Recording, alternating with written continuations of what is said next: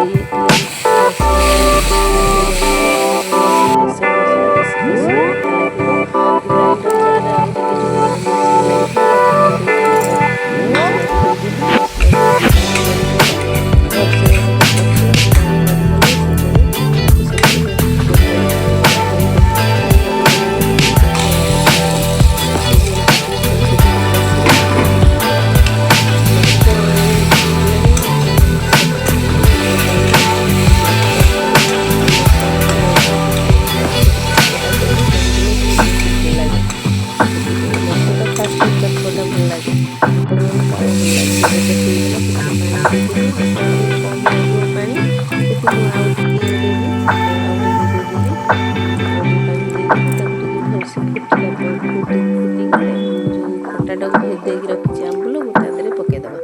ଖଟା ଖଟା ଲାଗିଲେ ତରକାରୀ ଟିକେ ଭଲ ଲାଗେ ଆଉ। ମୁଁ ତ ଏଇଭଳି କରେ, ଆପଣମାନେ କେମିତି କରନ୍ତି ଟିକେ କହିବେ।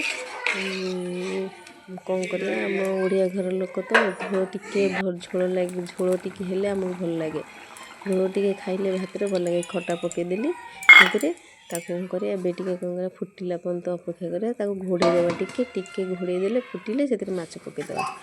ଦେଖ ତରକାରୀ ଫୁଟି ଆସିଲାଣି। ଫୁଟିଗଲା ପରେ ତାକୁ ମାଛ ପକାଇଦେଲେ, ମାଛ ଯେତିକି ଆମେ ଖାଇବା ସେତିକି ହିସାବରେ ଆମେ ପକାଇବା ଆଉ। ସେତିକି ପକାଇଦେଲେ ଦେଖ ଧଣିଆ ପତ୍ର ବି ଟିକେ ଆମେ ପକାଇଦେବା। ଧଣିଆ ପତ୍ର ପକାଇଦେଲେ ମାଛ ଭଲସେ ଫୁଟିଗଲାଣି। କାହାକୁ ଭଲ ଲାଗେ ମୋତେ କମେଣ୍ଟ କରି କହିବ। ରହିଲି, ଜୟ ଜଗନ୍ନାଥ। ଆପଣଙ୍କୁ କେମିତି